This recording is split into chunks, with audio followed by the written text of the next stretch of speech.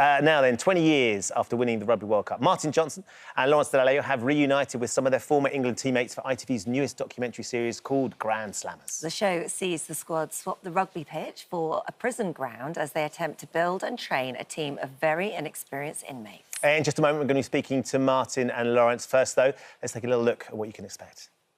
These giants, England, have won the World Cup. Johnson, Bit different to the Corgis, Mike, isn't it? 20 years ago, I don't think any of us were saying, next time we meet, we're going to be in prison. Who's never played rugby before? And that is why we won the World Cup. That's why they won the World Cup. Martin Johnson and Lawrence Dallaglio joins us now, and welcome to you. It's lovely having you here. And this is something quite different, isn't it, I think? Just explain what it is you're doing, because it's called Grand Slammers, and this is you and various other members of the team have all got back together again, and you go to HMP The Mount, Hertfordshire, and you take a load of inmates and you play rugby. Yeah, it's an opportunity to for those guys to play rugby, and there's huge benefits for guys. You know, there's sort of anecdotal evidence about huge benefits for guys playing sport whilst they're in prison. Give them some, some self-worth, some values, some confidence, some teamwork. Yeah, loads of things. And rugby in particular is good for that.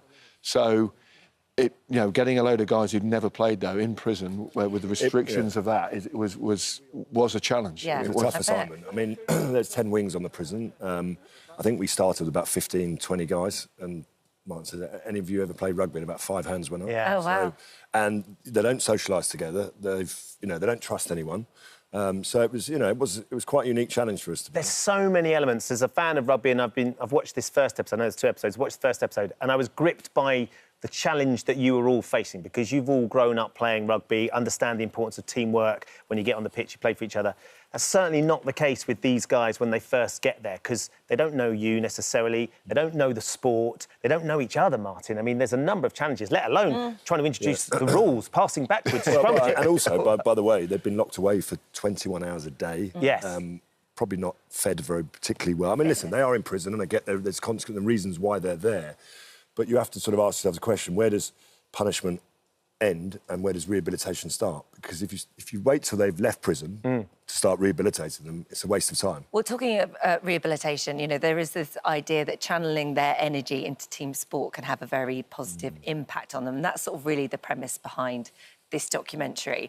There are going to be those people, and I can almost hear my iPad screaming, saying, hold on a minute, why are you putting your energy and time into these people who have done something wrong, and is this not rewarding? And I'm just asking you that because I know... Yeah, that's fair enough. I've had people say the same thing. Most people I've spoken to, they're fascinated about prison, they're very interested. So you end up in a decent, long conversation, but some have said the same thing. And I get that totally, but I think what Lawrence said's right. These guys, the governor said it very well, so these guys are coming out and they're going to be your neighbours. Yeah. It's a Category C prison, they're working their way out of the system. So as Lawrence said, a lot of the guys we're working with, they're trying to make the change. They've come from incredibly, it's an incredibly complex, nuanced situation. They've come from very, very difficult backgrounds in most cases, and they're trying to make that change and improve themselves. So using rugby as a vehicle, we thought it was a good opportunity. The reoffending rates are at 60%. So whatever's happening at the moment is clearly not working. The prison system is a busted flush, and so going in there and try, if one or two or even if 2 or 3 of them leave prison, join a rugby club, which I think they will, because they really were motivated by the experience, and it was great for us to get back together because we don't really see each other very often. It's the whole thing. I mean, I actually think the real, the wardens in there, the officers, it's an incredibly difficult job because you're dealing with 1,000+ guys who are incredibly frustrated. They don't want to be there.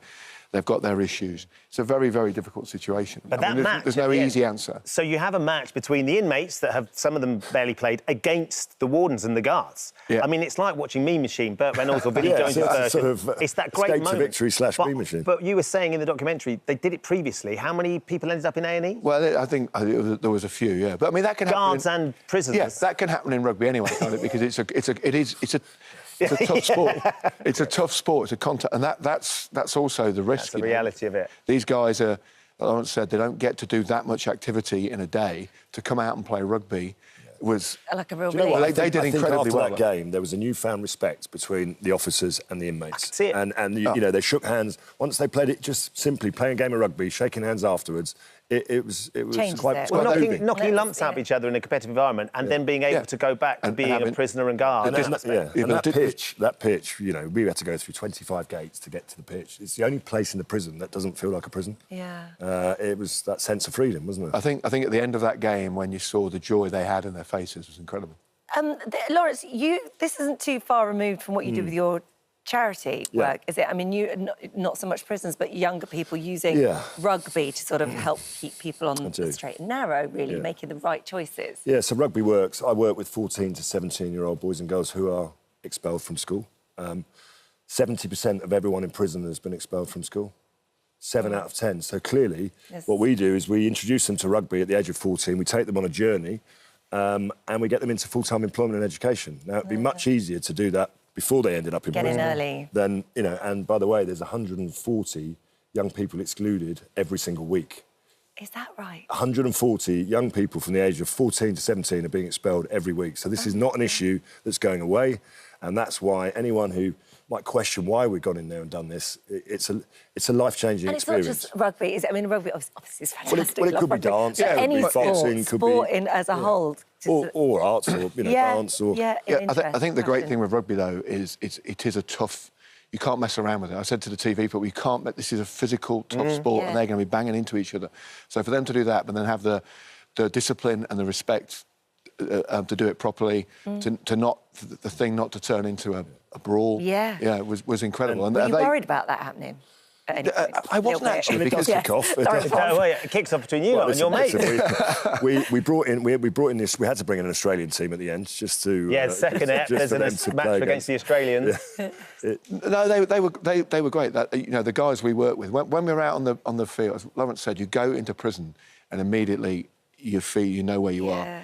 When we got on that rugby field, for all of us, we weren't in prison. It was us coaching some guys. Grand Slammers is on tonight at 9 p.m. on ITV1. You get it on ITVX. And there's another one tomorrow as well. Just quickly, Rugby World Cup in the midst of it. It looks like England could get quite far in this, despite the sort of the early performances. When you're in a tournament now, and then if you get into knockout stages, it's all on that. You've got an hour and a half. You know? I think the benchmark's been set by Ireland, South Africa. Beating South That was a Africans. different sport. That was what I call Test match rugby at its best. If England can get to that level, then they've got a chance of winning. And the intensity of that was through the roof. The Welsh beating the Australians was a very satisfying night in my household because my Australian family were devastated. They played well. I mean, a very impressive way. And the Scots, Lawrence? Well, you know, they've got a crack at the Irish, haven't they? I'm sure they'll be looking forward to that. Anything's possible. I think there's still 4 or 5 teams that could comfortably go on and win this tournament. It's exciting, isn't it? Really exciting. Couldn't agree more. Glad I was here. Thank you both very much. But Grand Slammers tonight, honestly, it's really, really interesting watch. It's great. And I think the way you all approached it, we didn't shirk the idea of, like, you know, there will be people who will be questioning why you're giving them this sort of opportunity. I think it's really fascinating. Thanks, Jono. Thank you.